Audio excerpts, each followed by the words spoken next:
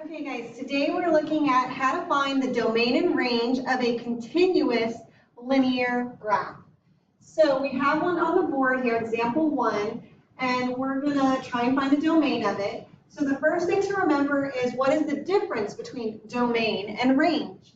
So I like to remember doctor, DR is the abbreviation for doctor XY, because they line up just perfectly to let you know that the domain is X and the range is Y.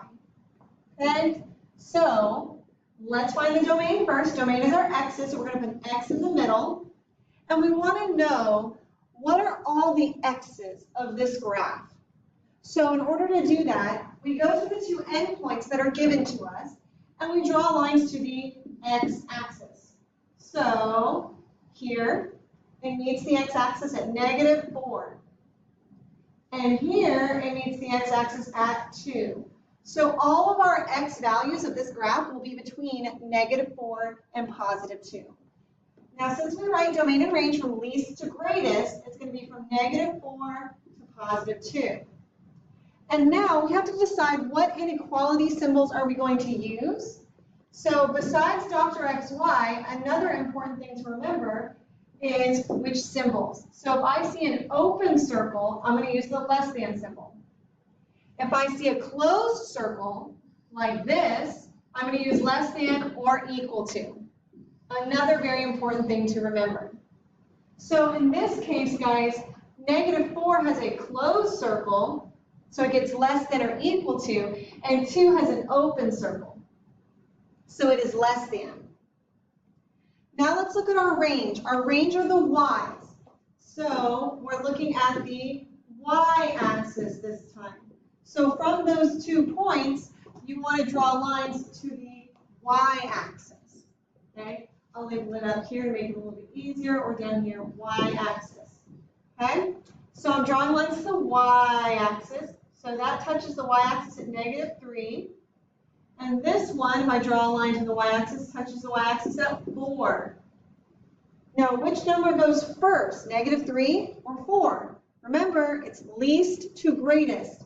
So our range is from -3, the smallest y value, all the way up to 4, the largest y value. Remember, minimum to maximum, least to greatest. So -3 has a closed dot, and 4 has an open dot. So all of our y values are between -3 and +4. So let's look at another example. Okay, example 2. Same process. I'm going to do my x's first. Domain. Domain is x. Domain is x. Draw lines to the x-axis. So we've got a line here at -4, and we've got a line here at +1. So our domain is from -4 to +1. -4 has an open circle, and 1 has a closed circle. Make sure you look at this chart to help you if you get stuck. But it is something you will need to remember and memorize. I won't give you this little chart to remember on the day of the test. Okay? Now let's look at the y. So we're going to look at the y-axis. Draw lines to the y-axis. So we've got 1, 2, 3, 4 is the highest it goes. And down here, 1, 2, 3, 4, -5 is the lowest it goes. Now remember, your range are your y's from least to greatest. So -5 is the lowest it goes, and +4 is the highest. Now -5 has a closed circle, and +4 has an open circle. So our range, our y values, are between -5 and 4. All values between -5 and 4. All right, one more, guys, and then I will stop, I promise. I tend to drag on and on about domain and range. So last one, domain. So we're domain first. So domain are our x's.